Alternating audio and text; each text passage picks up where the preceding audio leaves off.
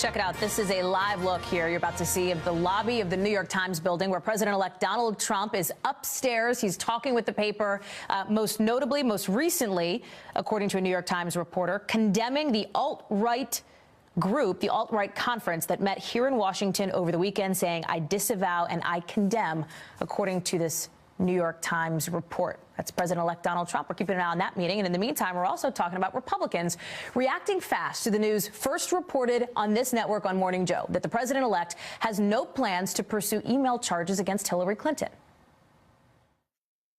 Well, so much for locking her up, I guess. But I do hope that all the things that Donald Trump said about how crooked she was, that we just don't let it go without some serious effort to see if the law was truly violated. I think that would be a mistake. Breitbart, which openly supported Donald Trump during the campaign, called the move a broken promise. Right in its headline, you can see it there. Joining me now are Kristin Tate, a conservative columnist who supported the president-elect during his campaign. Chris Kofinas, kind of on the other side, Democratic strategist, former chief of staff to Senator Joe Manchin. Thank you both for joining us for what we're calling our daily debate. And Kristin, I want to start with you and your reaction overall to the news that we are reporting and that Donald Trump is talking about, that he's backing off this pledge to pursue any kind of prosecution against Hillary Clinton. You know, it's disappointing. Nobody should be above the law. That includes Hillary Clinton. And if the DOJ thinks there's something worth investigating, they should certainly be allowed to do that. Justice is blind. Justice does not know what your last name is or if you ran for president. And I'm not saying this happened, but for the sake of argument, let's just say we found out that Hillary Clinton may have committed a violent crime. Should we not investigate her just because she ran for president? It's an invalid argument. Either there's justice for all or there's not. And we start going down a slippery slope when we don't hold everyone to the same standards just because they were in a power position. At the same time, having said that, I can see why he's not pushing forward with this. I mean, he has to prioritize things, and the cornerstone of his campaign was Make America Great Again. So he wants to focus on things like jobs and the economy. And as much as I would love to see Hillary be held accountable, locking her up wouldn't really go towards making America great again. So it's disappointing, but I understand it. Well, Chris, I want to give you an opportunity to jump in here. Connecticut Senator Chris Murphy took some issue with this decision on Twitter. He set out today, that's not how this works. In our democracy, the president doesn't decide who gets prosecuted and who doesn't. He's right. The president alone does not have the power to make those decisions. So, Chris, do you agree with the senator? Is the decision a sign of the president-elect's potential executive overreach there? Well, listen, I think we all have to come to terms that what Donald Trump said in the campaign is going to be fundamentally different than what he is going to say when he is both president-elect and president. Meaning, we're not sure what he's going to do on any given day. He's going to change his mind. He's aligned us with the football.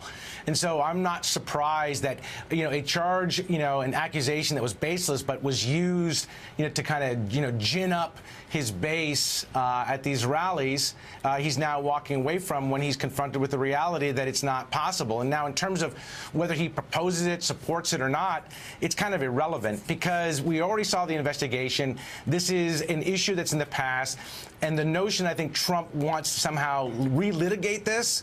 I imagine he's got bigger challenges that he's having to deal with. But I do get a little bit of joy, I have to say, of watching now the same people who were out there cheering every time he would say, lock her up, are now having to confront the reality that Donald Trump is breaking one of his first promises.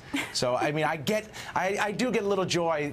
Be prepared for many additional broken promises in the many weeks and months ahead. Well, I never thought I would hear liberals concerned about Trump not locking Hillary up. But look, this is all about narrative, right? Of course, Trump alone does not have the power to hold Hillary accountable. It's all about bringing the country together. That's what he's doing right now.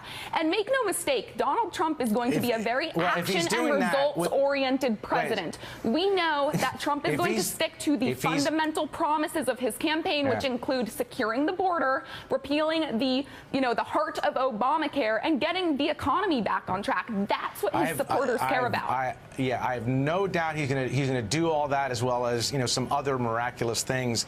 Here is, I think, the reality what Donald Trump is confronting.